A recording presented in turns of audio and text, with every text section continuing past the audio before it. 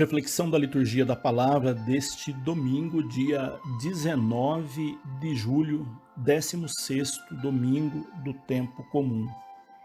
Neste domingo, a liturgia da palavra tem como proposta levar-nos a refletir sobre a clemência de Deus, sua fidelidade, seu amor, paciência e perdão para conosco, conforme canta o salmo de hoje. Ó Senhor, vós sois bom, sois clemente e fiel. É o encontro com esse Deus que nos propõe a liturgia deste domingo, para assim fazermos acontecer o reino dos céus. Ao encontrá-lo, descobriremos o que é essencial para a nossa vida cristã, para a nossa vida de comunidade, enfim, para a nossa missão de discípulos e missionários de Jesus Cristo. A temática central que costura as 4 leituras deste domingo versa sobre o reino dos céus. O que é o reino dos céus? Como ele acontece no nosso meio? Que participação nós temos nele? Como ajudá-lo a construí-lo? Essas e outras questões sobre o reino estão presentes nos textos propostos para esse dia. Esse tema já vem de outros domingos, porém, nesse ele é elucidado com exemplos que favorecem a nossa compreensão, porque, embora se expressem por meio de parábolas, definem e nos colocam como partícipes do tema. Porém, antes de tratar das parábolas, é importante ver o que a primeira leitura fala deste reino. A primeira leitura é do livro da sabedoria e não fala diretamente do reino dos céus, mas do próprio Deus. Um Deus que nem sempre conseguimos enxergar, porque por inúmeros fatores, por nossa formação ou desinformação, o vemos mais como um Deus vingativo que pune as nossas falhas como nós gostaríamos de punir os outros. Um Deus impaciente, rancoroso, ou seja, um Deus à nossa imagem e semelhança. Tudo o que somos transferimos para Deus e ele se torna assustador. Pior é quando essa imagem de Deus é passada para as crianças na família ou na catequese. Quando isso ocorre, elas crescem tendo medo de Deus e muitas vezes respeitam-no por temor e não por amor. Muitos de nós adultos o vemos ainda dessa maneira e fica difícil amar um Deus tão duro. Mas não é bem isso que as leituras de hoje trazem. Pelo contrário, elas nos revelam um Deus paciente, clemente, cheio de compaixão e amor por nós, sempre pronto a perdoar e nos dar mais uma chance. Nós é que não sabemos aproveitar as oportunidades que ele nos dá. Assim, a primeira leitura mostra que não há um Deus tão justo quanto o nosso. Justo no sentido da justiça divina. Vale lembrar que a justiça divina passa pelo perdão, pela misericórdia, pela paciência conosco, como veremos no Evangelho. É um Deus indulgente para com todos, principalmente os que erram e se desviam do seu caminho. É difícil entender isso porque o nosso desejo é muitas vezes um desejo de vingança, de querer fazer justiça com as próprias mãos, como os empregados que queriam arrancar o joio. Deus nos mostra outro lado, outra atitude, que é a mais correta e prudente. Ele não quer a morte do pecador, quer que ele se converta e viva. É um Deus bondoso, porém, bondade não é sinônimo de omissão ou de descaso com as vítimas das injustiças humanas. Desse modo, entendemos quando o livro da sabedoria diz: mostras a tua força a quem não crê na perfeição do teu poder, e nos que te conhecem castigas o seu atrevimento. Castigar não tem aqui o sentido que damos à palavra, mas é o sentido da justiça divina, que tem seu tempo certo para corrigir os que insistem no erro. É o que vemos no versículo seguinte: julgas com clemência e nos governa com grande consideração. Com esse procedimento clemente, ele nos ensina a sermos mais humanos, e a sermos mais humanos, tornamo-nos mais divinos, porque quem age conforme Deus ensina, com amor, clemência e compaixão, se aproxima de Deus, e todo aquele que se aproxima de Deus recebe uma parcela da sua divindade.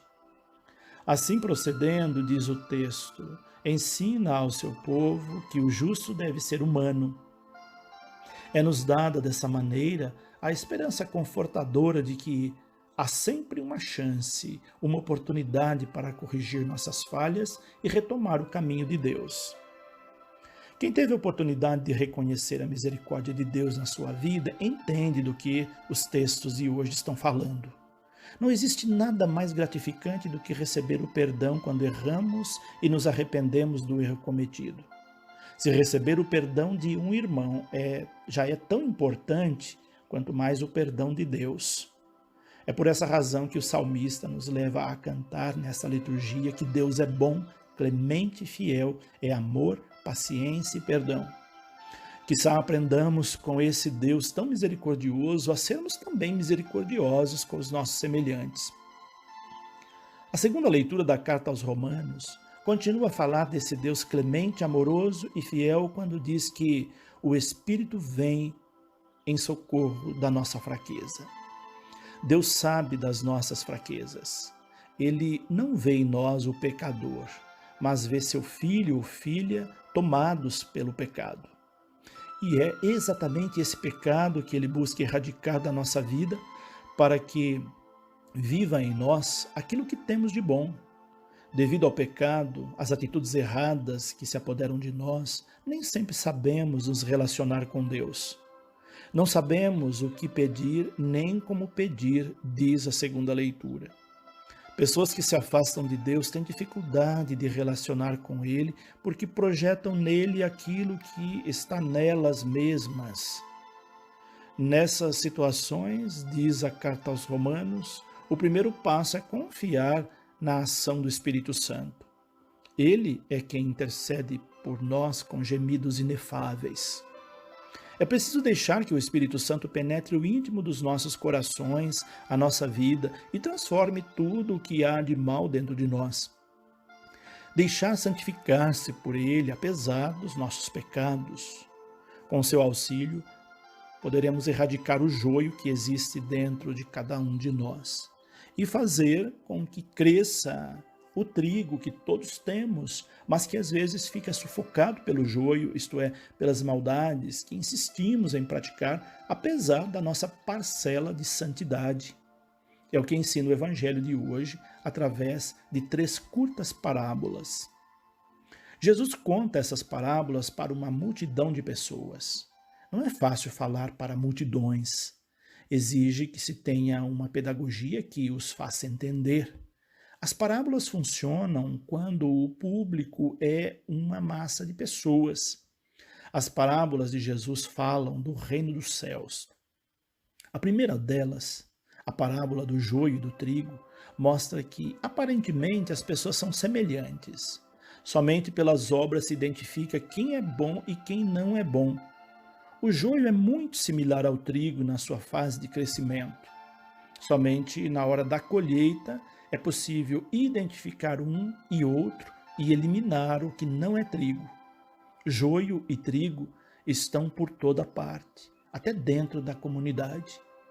Quando se é radical, querendo eliminar todos os males, corre-se o risco de eliminar junto as coisas boas. Além disso, mesmo as pessoas que em certos momentos fizeram o mal, podem se converter e mudar de vida. É o que Deus nos ensina com a sua paciência, clemência e misericórdia. O que fazer então? As outras 2 parábolas nos dão a resposta. A parábola da semente de mostarda mostra que, por menor que seja o bem que fazemos, ele pode se tornar grandioso na vida das pessoas e no mundo, quando somados a tantos outros gestos de bondade e solidariedade. Sobre o fermento na massa, Jesus nos mostra que a prática do bem, mesmo que invisível, tem o poder de transformar a realidade como o fermento transforma a massa, fazendo-a crescer. Devemos ser como a semente de mostarda, pequenos na nossa humildade, porém grandiosos no resultado de nossas ações. E fazer tudo em silêncio, transformando o mundo e as realidades de injustiças, sem querer, sem aparecer, sem fazer propaganda de nossos atos, como faz o fermento na massa.